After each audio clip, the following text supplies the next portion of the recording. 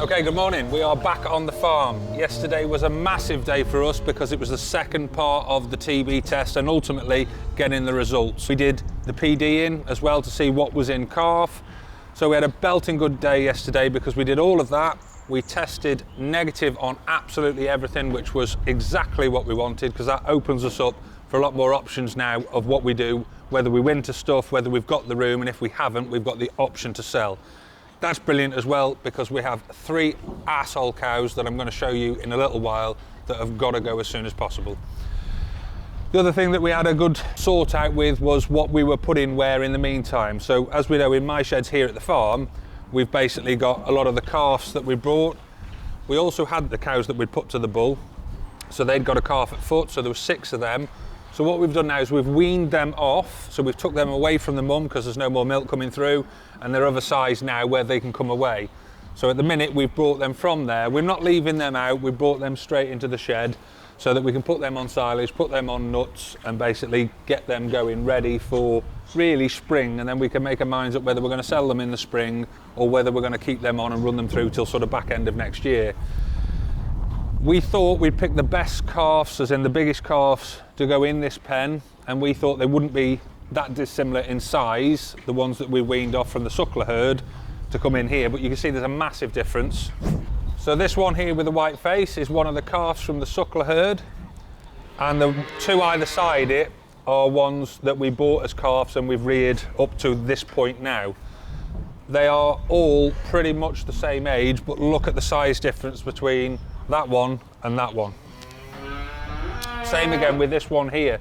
This one again is from the suckler herd, so a real good size compared to the ones that we've reared. So it goes to show that, I mean, they're from more of a beef background, and a lot of the calves that we bought have been more from like a dairy herd. So you can see there's a massive difference in suckler bred to dairy bred effectively.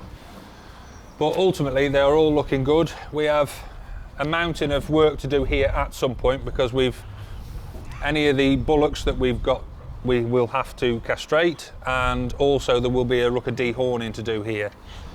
So basically what we've got here now is we've got 3 pens, so this is the pen of our bigger calves.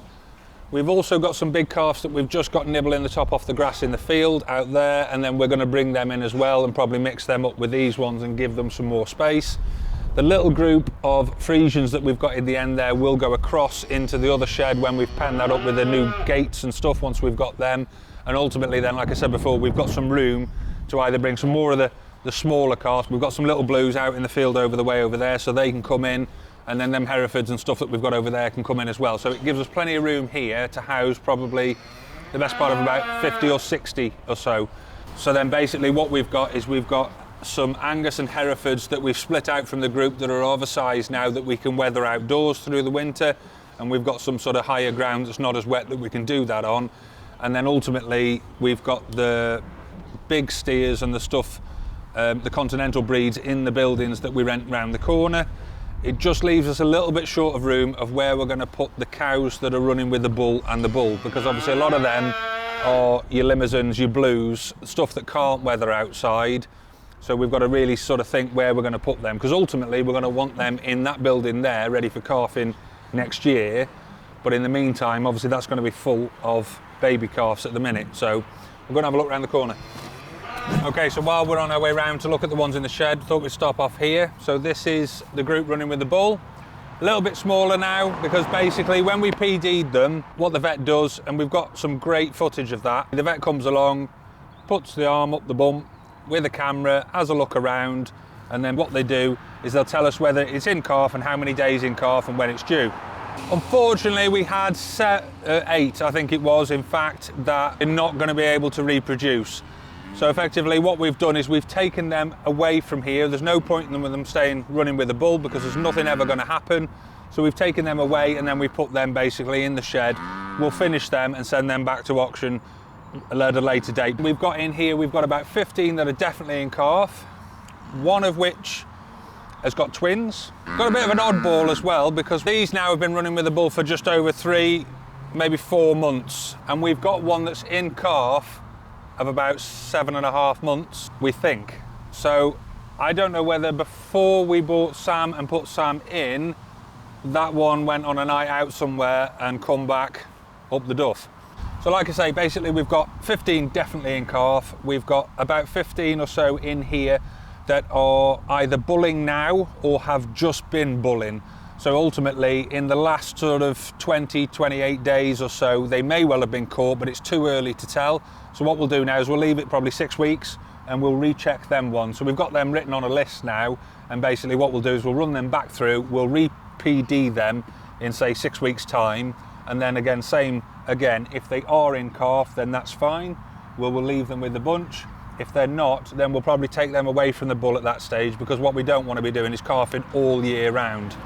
So let's go to the shed. So what we did once we finished testing and doing the bits and bobs, we basically split them up. So this side here, we have got the Belgian Blues, the Limousins, the Limousin Crosses, things like that. The stuff that we don't want to put outside because they won't winter and they'll ultimately the weather will start knocking them back. And then this side of the building here, we've basically got all the good stock that we're going to try and really push along with now. And we've got the 3 arseholes. So, number 1, brown Limmy there. So she has been an arsehole since we first had her. We brought her in the shed basically to keep on top, but she's always alert like that, always looking at you, always ears up, really alert. Why she's an arsehole as well this week is because when we brought her around and through the race and in the crush, we brought her around into the crush. I had a stick to reach over to pull the door towards me at the back of the crush. I heard a bang, lifted my arm up, and all I saw was a flash here, which was both of her legs coming up and kicking. So if I'd have leant over or if I'd have been behind her, she'd have kicked my head off. So she's got to go. And then we have the 2 Black Angus, which are at the back there. Now again, one of them is always alert. The other one's not as bad in all fairness, but the one that is alert was basically the one that come at me in the field. So like I said, changed my pants, I was absolutely fine, but I thought I'm not going through this again, so we brought her into the shed. So basically them 3 are going to have to go. We've just got to decide really whether they're easy enough to handle in here to keep on a little bit longer and then we send them, or whether we send them straight away if they're going to be a nightmare to work with. But now with TB clear, we've ultimately got the best part of a couple of months really to make our mind up exactly what we're doing and send stuff. So what we did in here, we had all the ones that we've got grazing out at the field, we brought all them in. We had another shed full round there. We left them round there, we brought them all in and we kept them all in this side. We run a race round the end of the building between the 2 doors, and then we had the crush in here. So that was what we did to PD the 2 arseholes that were out in the field, which luckily they weren't pregnant, so they are the ones that I'm on about going. And then we also used that to finish TB and everything that we had here. So then we had a real good sort out, so we've got some really good footage of dehorning the bigger cattle. So the cattle with horns sort of 6 or 8 inches long, we dehorned them. So we've got some real good clips of that. We've got some good clips of the vet doing the PDing and some good clips of the TBing as well. You'll notice here, if you look on the side of the neck, you can still see the little bits that were shaved. Now, if they'd have been lumps, or if there'd been lumps developed, then obviously that's a TB reactor. So you won't find any lumps, because that's what we didn't find. And then what we did is, when we were here, we only used, so we got the crush that we'd borrowed from the friend of ours, but that didn't squeeze in. So when we come to dehorning, we dismantled our crush and handling facility that we'd used in the field over the way with the cows with the bull, and we just brought the crush round. So we kept the race in place that we'd already got in, that we had TB tested through. We put our crush on the end, which ours will squeeze the cow nice and tight in the middle, and then basically we were able to dehorn a lot more safely. The previous crush, we were going to try in that, but it was too wide, and what we were finding was there was too much wriggle room basically. Whereas once you squeezed them in, everything was nice and tight and they were fine. When it comes to dehorning cattle that have already got horns on, think of a horn like a ginormous toenail. So you're just clipping the toenails back. Now, how we do that is we give an anaesthetic, so an injection to sort of numb everything. You've got them in the crush, you give them injection to numb everything, and then what you do is you have, quite horrific in a way, but a cheese wire, so 2 handles and a piece of wire, like cutting wire, and then you put that round and you saw the horn off. So you take it sort of, I don't know, an inch or so away from where it comes out the cow's head. You cut that off, and then inside there is generally a vein that will bleed, and what you do is you sear that, so you have like almost like a massive soldering iron, and you just sear that shut. You spray it with like an antiseptic, if you like, so there can be no infection, and then afterwards we give it an injection of almost like Nurofen or a pain relief for cows, so that when that anaesthetic starts wearing off, they've got something just to help with, you know, any soreness. We had about 12 to do in total, so once we'd done all of them, we penned them all back up. We then sorted them in terms of what we wanted going where, and then ultimately we sent them back out then onto the field, because some of them are the ones that will weather. One thing I will say regarding cows with horns, obviously at the time in which when I bought them, I thought they looked good cattle, which they are, and they've done very well when we've weighed them. There's been a good weight gain for the time that we've had them, so I'm pleased with that. But obviously they do cause nuisances because they can't really get through the feed fence to get to the feed very easily, or you can get stuck, or once a cow knows how to use its horns, it can be dangerous for us handling. So that's why we want rid of the horns. Generally, most cattle are dehorned at a young age, so they never really grow. You know, I didn't know all the ins and the outs of what was going to be required when I bought these with horns. What I will say is I will never buy them with horns again, because it is such a grueling task cheese wiring the horns off, and it causes a little bit of stress to the animal as well, which can knock back the weight gain, which that's not what we want. So I think you're better off getting it all over and done with at an early age. Anyway, back to the shed. So what we've got now, like I say, we've got what we want in here. We have got a little bit more sorting out to do, and we have got some more Continentals to come in. So we've took the race and the crush and everything out of this side that we were using it in, but we have left the gates separating. We've then put an additional water trough in this corner, and what we're going to do is be able to split this side into two groups. So we've got the option of how much corn we're giving what cattle. We've got the option of whether we're feeding them barley straw or whether we're feeding them silage. And we can alternate what we want here. So we can have a big group in this side and two smaller groups in this side. And then what I think I'm going to do is I'm going to have a chat with Bernie from Market Drayton Auction and get him to come out and have a quick look at what we've got that we're trying to get ready for Christmas, and see what he thinks.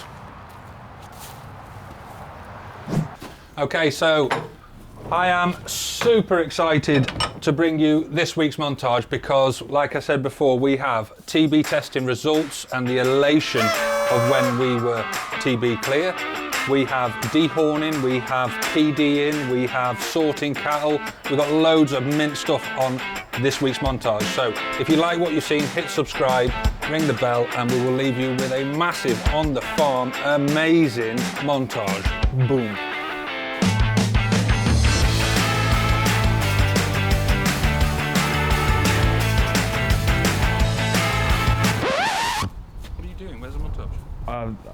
I haven't got it.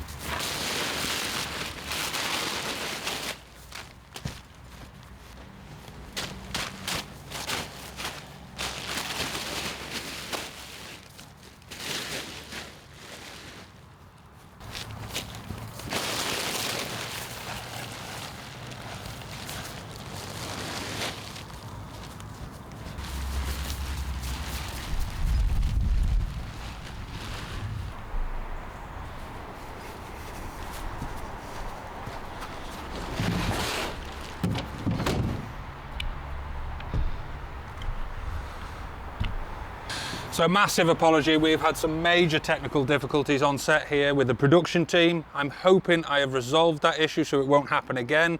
If I get away with it, we'll see you next week. If not, thank you very much and we'll see you again.